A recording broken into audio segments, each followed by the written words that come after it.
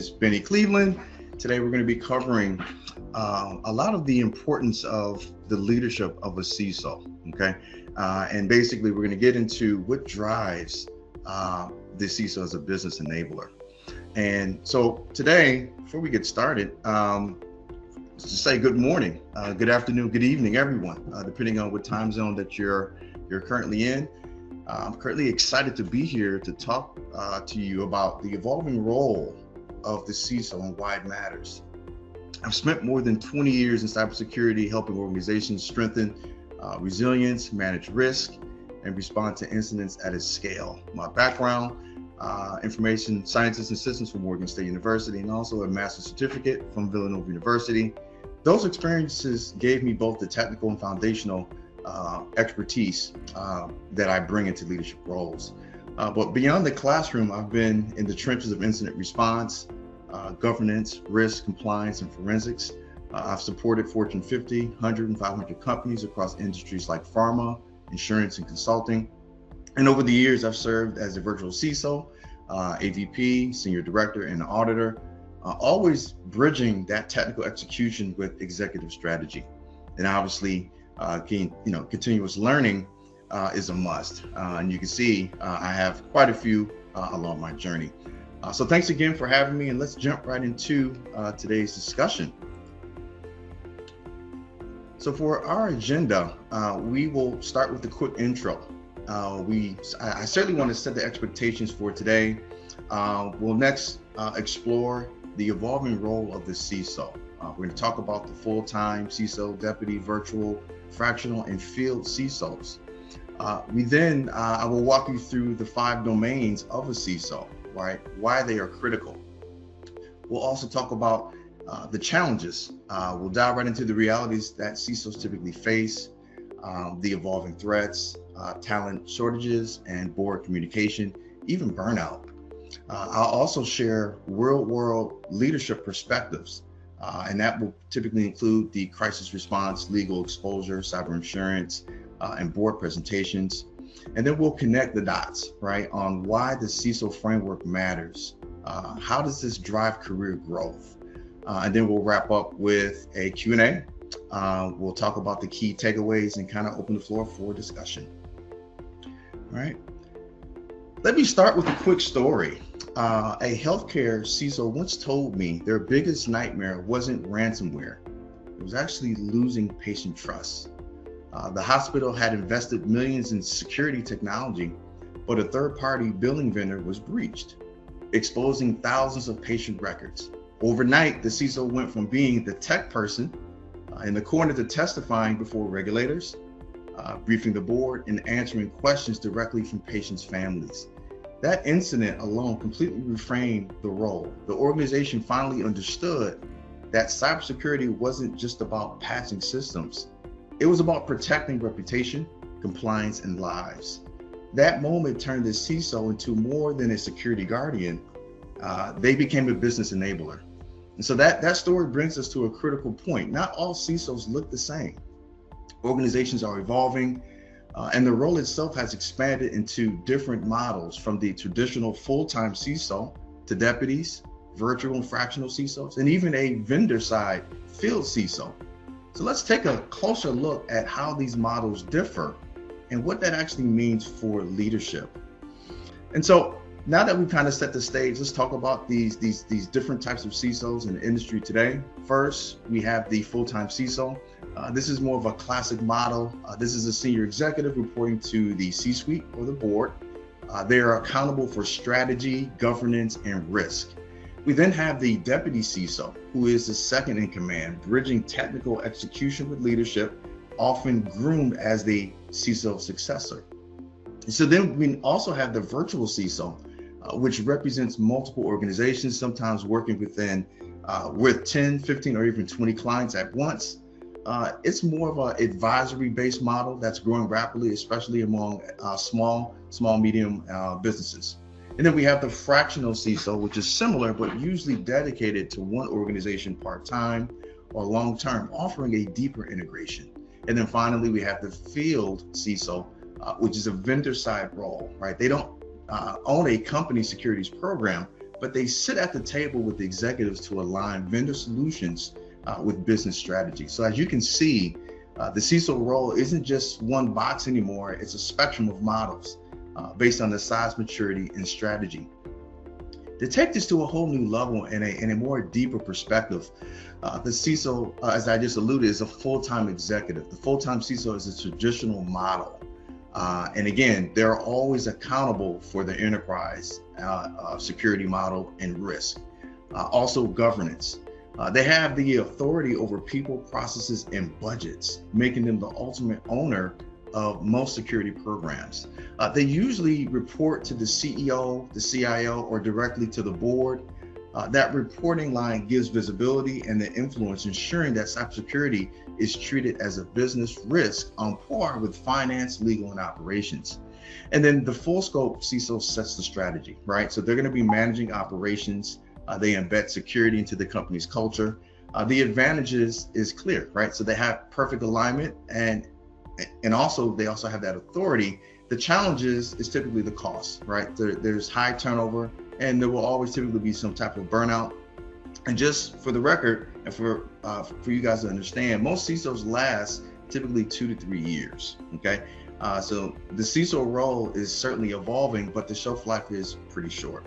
And so this remains the gold standard in most large enterprises, but one person can't do it all, which is why many organizations rely on the deputy CISO. And so the deputy CISO, remember, is the one that translates between engineers and executives. They reframe vulnerabilities, they patch cycles, and they also log into the terms of the executive framework. In other words, they're the ones that are typically like the bridge between the technical and the executive resources. They are often part of the succession planning, sitting in board meetings, leading sensitive projects, and sometimes serving as the interim CISO. In this way, they gain leadership exposure while ensuring continuity during transitions. While CISO's their main focus is on strategy, the board, communication, and regulators, the deputy runs daily operations, right? So the deputy CISOs typically will run the SOC, which is Security Operations Center, IR, incident response, compliance, and vendor risk. This role reduces the burnout at the top and strengthens execution at the ground level. And so it's a powerful model for mature enterprises, but it's very expensive. For organizations that can't afford 2 senior leaders, there is another option, and that's where the virtual CISO comes in. The virtual CISO can be hired part-time, project-based, or through a firm that assigns them across multiple clients. This flexibility makes it accessible for companies of all sizes, especially the small and mid-market businesses. Unlike the full-time or deputy model, a virtual CISO often represents 10 to 15 or even 20 organizations at once. They use playbooks, governance frameworks, and advisory services to scale their expertise across many clients. The value is clear. You get an executive level strategy and boardroom credibility without the cost of a permanent hire. The trade-off is that virtual CISOs aren't as deeply embedded in the day-to-day culture, so integration can certainly be limited. But for organizations that want more embedded leadership, but not at the full-time cost, the answer is a fractional CISO. Now, fractional CISOs focus on fewer organizations, sometimes just one, allowing them to be more dedicated than a virtual CISO, spreading over across 20 clients. They often become part of the leadership fabric. They typically attend more managerial meetings. They also shape policy, and they work alongside executives long-term. It feels closer to an internal executive role, but at a fraction of the cost, meaning that's fractional CISO. And then fractional CISOs are usually part-time, but with long-term engagements, which allows them to build trust and continuity while staying flexible for the organization. Now, this model has become popular in mid-sized companies that need more depth than advisory, but just can't afford a full-time executive. And so while the fractional CISOs bring depth, there's one more model, the field CISO, who operates from a vendor side. And so, when we think about a field CISO, they sit on the vendor side. Think about Microsoft, Palo Alto, CrowdStrike. They don't run internal security. Instead, they partner with customer CISOs as a strategic advisor. And so their role is to align vendor offerings with the customer's strategic objectives and their risk profile. And so this makes their technology actually solve business problems. Okay. They spend time with executives and boards. They build trust and they translate technical features into a business outcome. The advantage here is their expertise and context. The limitation is that they still represent the vendor's interests. So there will be a drastic bias with their product. And so as vendors move from selling point products to full security solutions, the field CISO has become essential. Now let's shift our focus to the CISO domains. And these are the skills that every CISO must master prior to being any one of these models. As CISOs, our responsibility is cut across 5 core domains, right? That define our impact on the organization. And you can see here domain 1, governance, risk, and compliance. And this is typically setting governance frameworks, defining risk appetite, and ensuring compliance with laws and regulations. Domain 2 is information security controls and audit management. And this is the designing and validating security controls, ensuring audit readiness for frameworks like SOC 2, ISO, and HIPAA. Domain 3 is security program management and operations. And this is where we will be running and scaling security programs like incident response, vendor risk, and resilience planning. Domain 4 is information security core competencies. And here we will be covering critical areas like cloud, identity, zero trust, and emerging risks such as AI and supply chain security. And domain 5 is our strategic planning and financial management. Here, we'll be aligning cybersecurity with the business strategy, from budgeting and risk quantification to board level communication. And so these are the 5 domains that are the foundation for all CISOs. I'll walk through each of these in more detail in the following slides.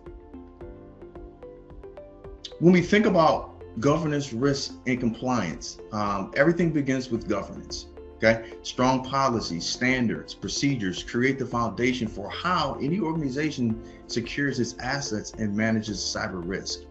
All right, but governance alone isn't enough. It has to align with the business priorities. And so security must be more than technical. It has to align with the enterprise missions and business strategy.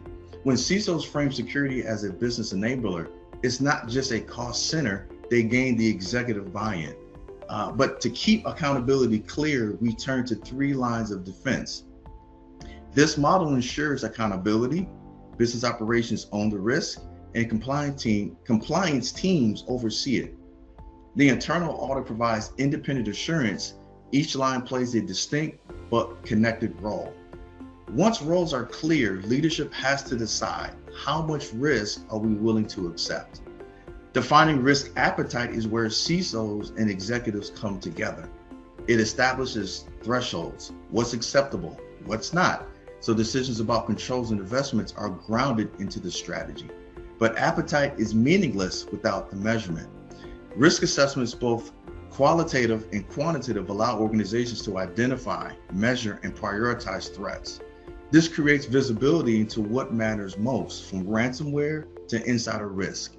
And finally, assessments need to flow into a living system of accountability. Risk registers capture identified risk, assign ownership, and track remediation timelines. They serve as a central system of record for monitoring how risks are being addressed. And so domain 1 establishes the playbook, right? Governance, alignment, accountability, appetite assessment, and registers the core of the enterprise-wide GRC framework. Security starts with people and processes, administrative controls like policies, training, hiring checks, and data classification. Create the guardrails that shape secure behavior across the organization. But policies alone aren't enough. They must be backed by technology. Technical controls such as IAM, MFA, and encryption and logging are the backbone of enforcement. They prevent unauthorized access, detect intrusions, and help segment critical systems.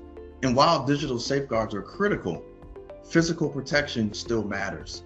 Facilities, surveillance, and access badges ensure only trusted individuals gain entry into sensitive environments. Cybersecurity doesn't stop at the firewall. It extends all the way to the data center door. And of course, having controls is only half of the battle. The other half is proving them. Frameworks like SOC 2, HIPAA, ISO 27001, and HITRUST demand structured audits. Audit coordination ensures we can demonstrate compliance while aligning with the business objectives. But audits rely on evidence, not intentions. And so logs, policies, meeting minutes, and vendor attestations provide the tangible proof auditors require. Evidence collection, if managed proactively, reduces fire drills and strengthens credibility. And the best way to avoid audit fatigue is by planning ahead.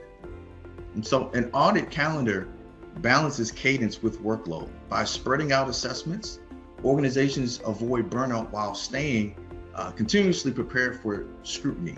So domain 2 is all about the balance, establishing controls, proving that they work, and managing compliance in a sustainable way.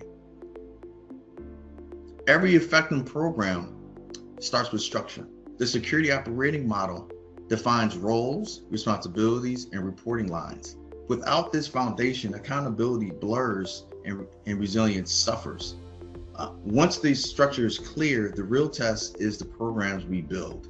Comprehensive programs for incident response, vendor risk, business continuity, disaster recovery form the backbone of cyber readiness. These programs translate strategy into daily execution and ensure we're prepared for disruption. But programs can't sit on the shelf. They must be embedded into operations. Security has to move beyond IT silos and become a part of everyday service management, from patching to vendor onboarding, integration into workflows, which strengthens the resilience in real time. And to know whether this integration works, we have to measure it. And so KPIs and KRIs track program maturity and performance. These metrics show if investments reduce risk, if controls operated as intended, and if organization is trending toward resilience instead of vulnerability. And so ultimately, all of this must build toward one goal: organizational resilience. Resilience isn't just a buzzword. It's the ability to recover quickly and keep critical services running. Through disaster recovery maturity, tabletop exercises, and incident response playbooks, CISOs ensure that enterprise can withstand and adapt to any cyber shock. And so in this domain, turning the vision into action is really our main emphasis here, with structure, programs, integration, measurement, and resilience all working together. Every organization today is on a cloud journey, right? Whether we're talking about AWS, Azure, or Google, the role of the CISO is to enforce security baselines and apply zero trust, least privilege, continuous verification, and secure identity management. Cloud maturity isn't just about migration, it's about governance and resilience. Of course, cloud isn't the only priority. We also need to secure how applications are built and delivered. And so application security is about shifting left in DevOps. By embedding security into pipelines, DevOps, we ensure the code is reviewed, right? Tested and resilient before it even reaches production. Threat modeling, secure coding, and penetration testing all tie back to outcomes that reduce real-world risk, not just in compliance checkboxes, but overall. But while securing apps is critical, we can't ignore the fast-moving landscape of new technologies. AI and machine learning bring a tremendous opportunity, but also brings a lot of risk. From data poisoning to model bias to prompt injection attacks, the supply chain is another pressure point where third-party software, open source libraries, and dependencies can expose organizations to vulnerabilities. CISOs must build leadership pipelines and strategies that stay ahead of these risks. And while all of this complexity grows, executives need clear visibility. And so dashboards transform technical detail into business language. Heat maps, maturity scores, financial impact models, all simplify reporting to risk, cost, and compliance outcomes. This gives executives what they need: clarity on exposure, progress, and ROI. And in short, cloud and identity competencies ensure that we not only secure modern infrastructure and applications, but we also keep leadership informed with a transparent, outcome-driven reporting structure. Strategic planning starts with a roadmap, not just fixing today's fires, right? But laying out a 3 to 5 year vision aligned with corporate goals. CISOs must demonstrate that scrutiny initiatives are part of a bigger business strategy, not isolated in just IT projects. Of course, a roadmap means little you can't measure with the progress, but we use maturity models like the CMMI or NIST CSF to track our journey. This allows CISOs to benchmark progress, identify capability gaps, and show executives how security posture evolves over time. But we're not just tracking maturity, we're also scanning the horizon, right? The future compliance and threat trends are critical. Anticipating changes in regulation, supply chain risk, or AI-driven threats ensures the roadmap is proactive, not reactive. It's about preparing for tomorrow, not just surviving today. And when it comes to resourcing, executives always ask one thing: what's the business outcome? CISOs must tie funding requests directly to business enablement and risk reduction. This means linking investments to fewer outages, better resilience, and reduced likelihood of regulatory fines. It's a shift from cost center to value driver. And the best way to make that value visible is putting up a dollar figure on risk. Using frameworks like the FAIR or the Monte Carlo simulation is ways that we can express cyber risk in dollars and probabilities. This reframes conversations with the board. Suddenly, cybersecurity is no longer abstract, it's financial. And so this leads to the ultimate proof point, ROI. What is it? Finally, CISOs must demonstrate return on investment, reduced downtime, avoided breaches, or compliance fines that we can prevent. This is how we justify spend and secure executive trust. But in short, strategic planning and financial management turns the CISO role from a technical guardian into a business enabler, aligning roadmaps, budgets, and risks with enterprise value. And so we've talked about a lot of the domains. We talked about expectations for those 5 roles, but at the core, a CISO sets the vision for cybersecurity. This means developing policy standards and governance models that align with the business strategy. Without this, security becomes very reactive instead of proactive. And of course, once strategy is set, the real test comes in managing the risk. And so risk management is about identifying, assessing, and prioritizing the threats that could impact the organization's operations, reputation, or financial health. And so that can mean from ransomware to an insider threat. The CISO ensures risks are managed in a structured and measurable way. But no matter how strong your risk programming, incidents still happen, okay? The program doesn't really matter. We can spend millions of dollars, have folks from all over the world. Incidents will always happen.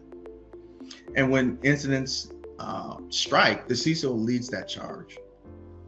It's not about just stopping the attack, it's about the resilience.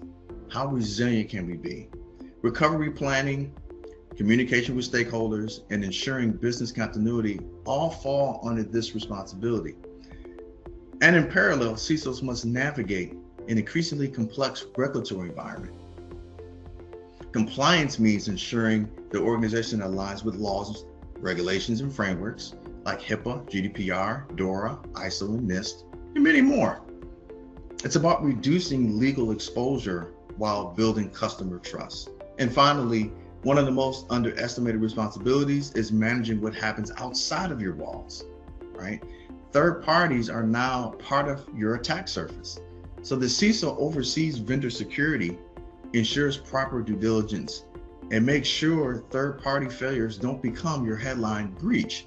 And so these 5 responsibilities, strategy, risk, incident response, compliance, and vendor oversight, make up the backbone of the modern CISO role. But the real challenge comes in balancing them all, once at a time. while staying aligned with the business goals and strategy.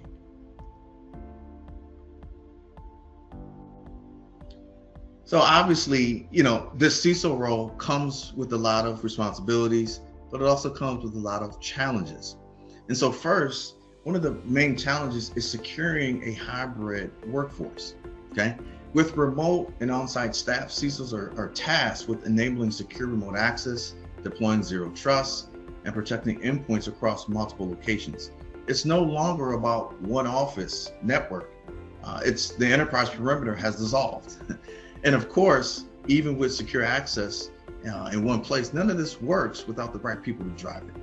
And so talent remains one of the biggest challenges. Attracting, retaining, and upskilling cybersecurity professionals is tough when the demand far outweighs the supply. Without the right skills, even the best tools and frameworks fall short. And while we work to close the skill gaps, the threat landscape keeps moving faster than what we really can train. But every day, new threats emerge: ransomware, supply chain attacks, nation-state adversaries. CISOs must not only defend against known risk, but also anticipate the unknown, balancing proactive defenses with reactive resilience. But perhaps the most critical challenge isn't technical at all, it's communication. Translating technical risks into business terms is where many CISOs struggle. Boards don't want packet captures or firewall logs. They want to know financial exposure, reputational impact, and regulatory risk. The ability to tell the story is what elevates a security leader into an executive. So these four challenges: workforce, talent, evolving threats, and executive communication, form the reality of every CISO. The question is, how do we lead effectively in this environment? To take it a little bit deeper, right, as far as some of these challenges, CISOs face constant pressure from AI-driven attacks, supply chain vulnerabilities, and increasingly sophisticated adversaries. The challenge is staying ahead while balancing a proactive defense with resilience. But even the strongest defenses fail without the right people. And so the talent and resource constraints, just to kind of drive this home a little bit more, is scarce. Okay, most teams are expected to do more with less. Without skilled professionals, even the best tools can't deliver their full value. And while talent is limited, communication becomes critical. Boards don't want the technical jargon. We just alluded to this, but just want to drive this home again. They want a translated business, financial, and reputational term. CISOs must become storytellers of the risk to earn support and resources. But balancing executive expectations with compliance is another uphill battle. From HIPAA and GDPR to PCI, CCPA, and other terminologies, CISOs must navigate complex regulations without slowing down the business. The tension between compliance and agility is real, and risk doesn't stop inside our walls. Partners and vendors extend that attack surface. Vendors often represent the weakest link, and a single compromise can ripple across several departments. And all of this comes at a cost. It's not just about financial. So CISOs, they carry 24/7 accountability. They face intense pressure. And again, we talked about this in an earlier slide. The average lifespan for CISOs is only 2 to 3 years. Managing personal resilience is as important as protecting the enterprise. So these 6 challenges: threats, talent, communication, compliance, supply chain, and burnout, define the modern CISO and their reality. Success comes from balancing them while moving security forward. Leadership begins with the culture. By building a strong security culture and clear pipeline of future leaders, deputy CISOs, managers, and technical leads, organizations ensure continuity, training, mentorship, and have some type of succession plan to turn today's analysts into tomorrow's executive. But culture alone is not enough if our people are burning out. And so the burnout remains one of the biggest threats to retention. Exhaustion, disengagement, and turnover can cripple even the best security programs. Strategies like flexible work-life balance, wellness programs, and recognition initiatives are critical to keep teams sharp and resilient. And while retention is critical, so too is representation. And so Cybersecurity leadership has historically lacked diversity. Okay, promoting inclusion ensures a wider range of perspectives and solutions at the table. Diverse voices strengthen resilience and help leaders address risks more creatively and effectively. Ultimately, leadership development is more about than filling roles. It's about culture, resilience, and representation. Together, these ensure that the security function is sustainable and future ready. CISOs today are not just technologists, they are also risk managers, navigating a complex legal and regulatory minefield. From HIPAA to GDPR to PCI DSS, every framework brings some type of requirement, and the failure to comply leads to penalties, lawsuits, and reputational harm. But regulations aren't static. They evolve constantly, and CISOs must keep pace. And so compliance is moving, I guess I could say it's a moving target. As privacy laws expand and enforcement grows stricter, CISOs must adapt policies and controls to ensure alignment. This requires constant collaboration with risk, audit, and compliance teams, not to mention staying ahead of any international requirement that may conflict with one another. And when regulations collide with the real-world breach, the consequences become very personal. And when incidents occur, CISOs face legal implications on multiple levels. Organizations deal with lawsuits, regulatory fines, and brand damage, while individuals may face scrutiny or even personal liability. This is why partnering with legal counsel early and aligning breach response with regulatory obligations is critical to protecting both the enterprise and also the executive teams. In short, the regulatory and legal exposure reminds us that cybersecurity is no longer just about technology. It's about the governance, accountability, and the law. Cyber insurance is no longer just an add-on. It's now a part of the financial strategy, helping organizations transfer cyber risk and protect against the financial fallout of breaches, ransomware, and large-scale incidents. But financial strategy only matters if we know what coverage we actually are utilizing. Policies often include coverage for incident response, forensic investigations, data recovery, and third-party liability. Some extend to regulatory fines, breach notifications, and even more business interruption. But exclusions vary widely. And this is the reason why CISOs must review every single policy in detail. And insurers don't stop at the policy, they also test how secure we really are. And so before setting up premiums, insurers evaluate an organization's security posture, governance maturity, and risk profiles. Weak controls drive premiums up, while strong governance and compliance lower the cost. Cyber insurance in this way reflects how well we manage risk. So cyber insurance doesn't replace security, it just basically validates and reinforces the need for strong risk management. Cybersecurity must be positioned as a business critical function, not just an IT issue. Okay, boards respond when risks are framed in terms of financial exposure, operational disruption, or reputational damage. This shift turns security into a strategic conversation, but identifying the risk is only the first step. Executives want the proof that they can trust. And so again, dashboards and KPIs bridge that gap between the technical detail and the executive insight. By showing measurable results, trends and vulnerabilities, incident response times, and compliance status, CISOs build confidence that security investments are delivering the value.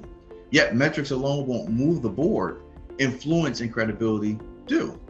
And so a CISO's influence depends on credibility. It's not about speaking security, it's about speaking business. Framing trade-offs, aligning with growth, and clearly articulating risk helps the board understand why resources are essential and what elevates the CISO from advisor to a business leader. And so in the boardroom, credibility turns cybersecurity into a strategy and strategy into support. One of the biggest hurdles for CISOs is where they sit in the organizational chart. Too often CISOs report into an IT or operations instead of directly reporting to the CEO or the board. This limits visibility and weakens their authority. For true impact, the CISO must have direct line to senior leadership. But even with the right reporting line, the challenge becomes, how do we communicate effectively? Boards don't want technical jargon. They want to know, what is the financial exposure? What's the reputational risk? And what decisions need to be made? Translating complex cyber metrics into business risk language is critical to securing executive buy-in and budget. And while communication is key, it all comes down to the threats that drive those conversations. The threat landscape changes daily, from ransomware and supply chain compromises to nation state attacks.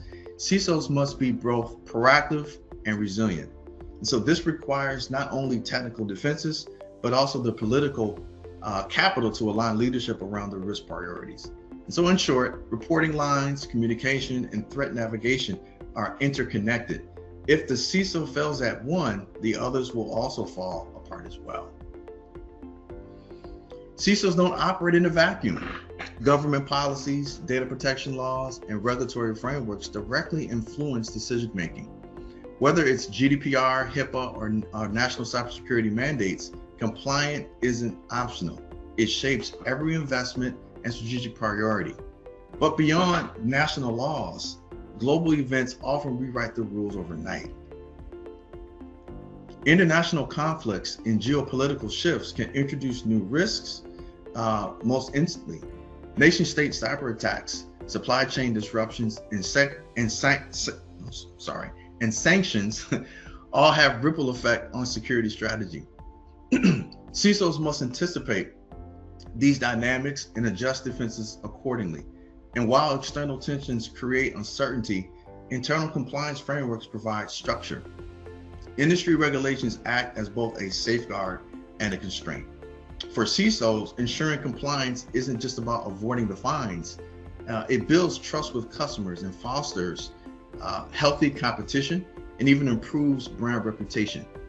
Done right, compliance can be a competitive advantage. So political factors, government influence, geopolitical shifts, and regulatory demands don't just shape the CISO's world, they define it. Many professionals are already performing CISO-like duties, right? Setting strategy, managing risk, and advising leadership, but without the formal title. Their work is critical, yet often unrecognized at the executive level. This is where formal recognition and certification becomes powerful. The CISO certification helps bridge the gap between the technical expertise and the business strategy. It basically transforms security practitioners into a trusted advisor who can translate cyber risk into a business outcome. And when the bridge is built, influence follows. Certification elevates professionals' credibility, granting them authority to shape enterprise-wide decisions. It positions them not as a technical lead, but also as a business leader, with a seat at the executive table. So in short, the certification formalizes what many already are doing, right? Empowering them to step fully into a CISO role and maximize their impact. So throughout this session, we've walked through 5 domains of leadership: governance and risk, setting the rules of the game, aligning security to business strategy, and defining acceptable risk. We also talked about controls and audit management. How do we build trust through strong controls, compliance, readiness, and independent validation? We then moved over to the program management and operations. How do we run a resilient program? How do we manage vendors? And how do we ensure continuity when disruptions hit? And then we also talked about the core competencies, which was securing cloud, identity, zero trust, and preparing for the next wave of risks like AI and supply chain attacks. And then last, we also got into the strategic planning and finance. How do we quantify risk? How do we demonstrate ROI? How do we frame security as enterprise risk at the boardroom level? Together, these domains aren't just about defining against threats, they're about enabling the business. A clear security roadmap gives executives confidence to innovate. Strong audit posture builds trust with customers, regulators, and partners. Effective crisis leadership turns incidents into opportunities to prove resilience. And when we connect security spend to measurable outcomes, risk reduction, downtime avoided, fines prevented, cybersecurity becomes a value driver, not just at a cost center. The modern CISO sits at the intersection of trust and growth. We're not just risk managers, we are business enablers. By embedding security into strategy, operations, and culture, we transform it from a defensive function into from a very foundation of resilience and innovation and competitive advantages. And at this point, thank you guys for listen to me talk about the what enables a CISO.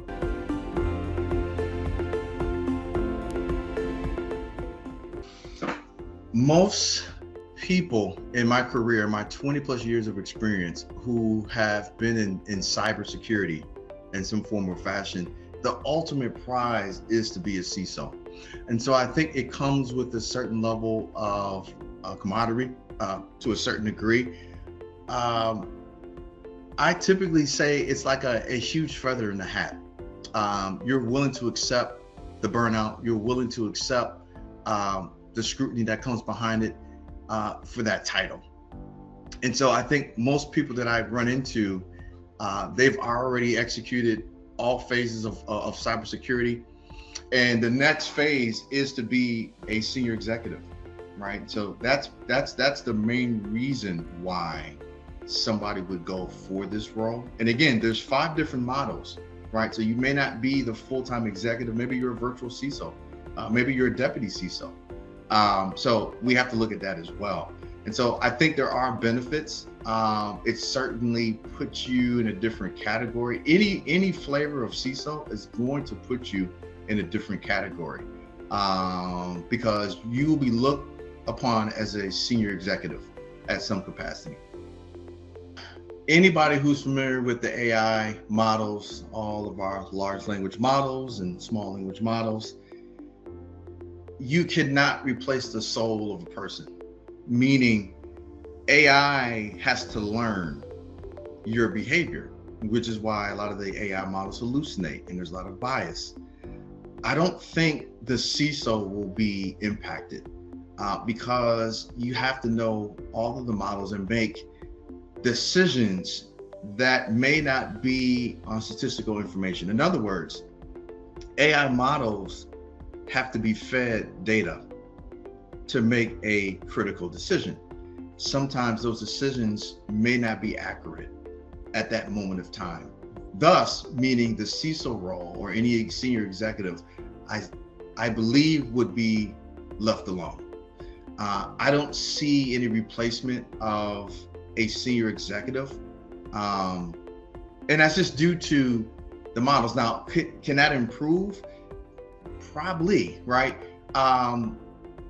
Is there a way that we can take a pool of 1,000 executives and try to learn from their methodologies and reasoning? Potentially. But I don't think that would ever happen. I just can't see leveraging a algorithm versus what a human would actually realize will come into full fruition. Short answer, no. The CISO should be reporting directly into the CEO. When I was with SecureWorks for many years, and I was a principal and engaged a lot of clients, one thing that I noticed is that a lot of the CISOs were reporting to privacy, reporting to legal, the CFO, COO, and usually that brings upon a lot of confusion. Now, I'm not saying that model cannot work, but as far as, think about it like this, when there is a major incident, the CISO should be declaring the incident, okay? Unless he's delegated to a deputy CISO, senior director, to declare that incident. If those chains are not understood, the expectation is that the person he's reporting to will be declaring. And that's where we see a lot of chaos. And so to answer the question, I don't believe that a CISO should be reporting to anybody unless it's direct authority at the board level or the CEO. Certainly a chief risk officer is an executive. They're going to be really privy on the risk posture. However, they're only concerned with the risk, right? the CISO has his hand in the cookie jar with all domains, right? So IAM, DOP, risk, privacy, right? So he has to be familiar with all of these areas. And so he should not be reporting, he or she should not be reporting directly into a chief risk officer. There are several models out there that should be utilized. I won't go into much into the weeds, but CISOs, to stay ahead, they need to do more auditing, okay? There's several models and frameworks that do exist to audit AI. And again, I talked about there's a lot of bias. There's a lot of issues with the outcomes of some of these models. And then there's the hallucination, which seems to be a consistent issue with a lot of these models. So how we can overcome that is continuous auditing, pen testing, documentation review, and also training. I think training will be a paramount perspective or proactive perspective that most CISOs should employ with their departments. What I've seen in the past is, now obviously this is the days before AI, but even when cloud, right, came to the scene, kind of like how AI came to the scene, one of the bigger issues was training, right? How does this tool work? How do we control it? What are the risks? What controls are in place?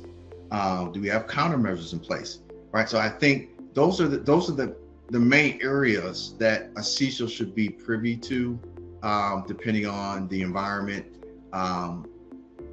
Perhaps there's other priorities that exist, but certainly those are the areas, starting with the auditing and ending with the training. Those are the main areas that a CISO should be focused on.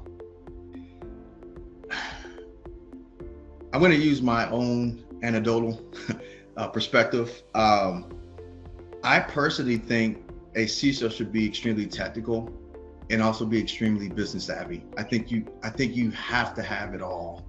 You have to have it all, because there's no way you can really come against the new trends and the new threats with a 1990 type of perspective.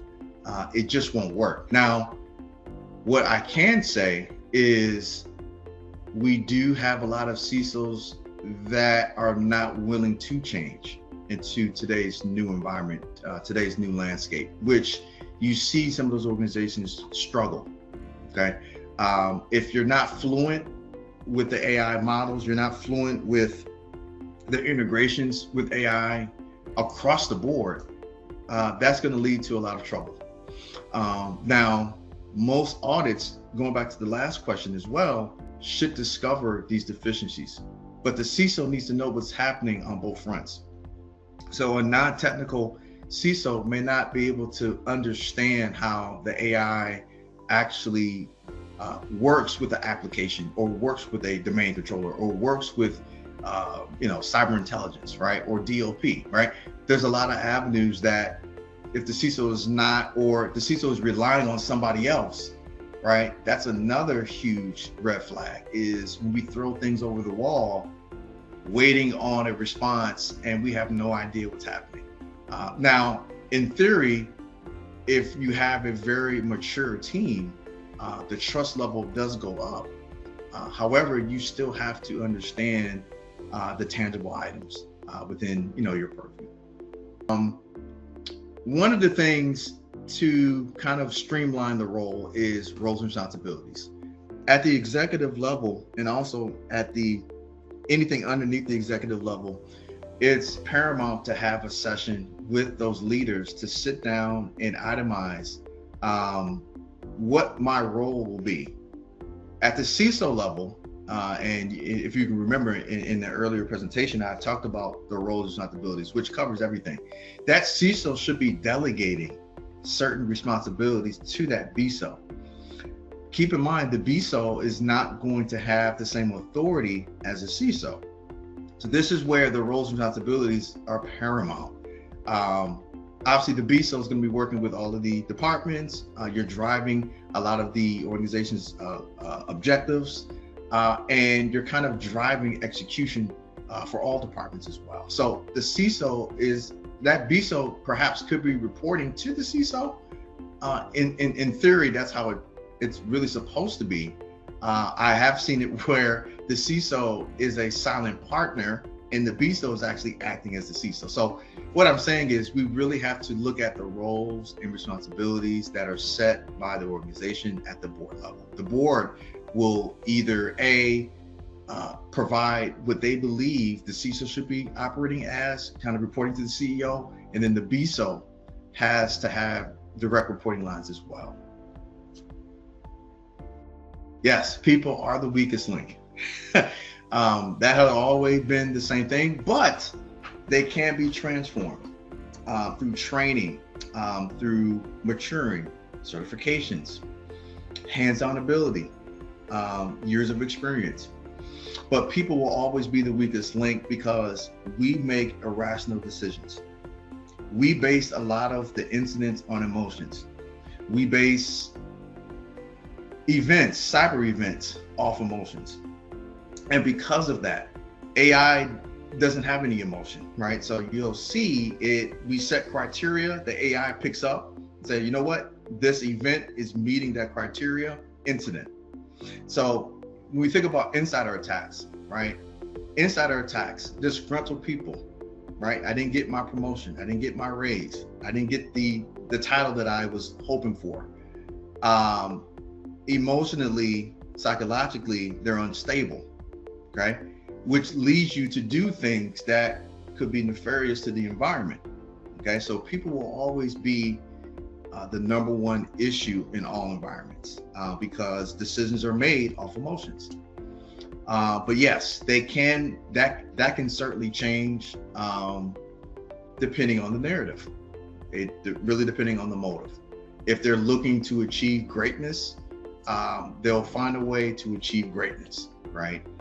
But if not, we will always have that same proverbial issue with people making bad decisions, clicking on emails, opening up different files, authorization creep, people having too much access, they're in the wrong Active Directory trees and forests, right? So there's a lot of things like that happen, but it really is on the CISO to drive the training, drive expectations across from start to finish.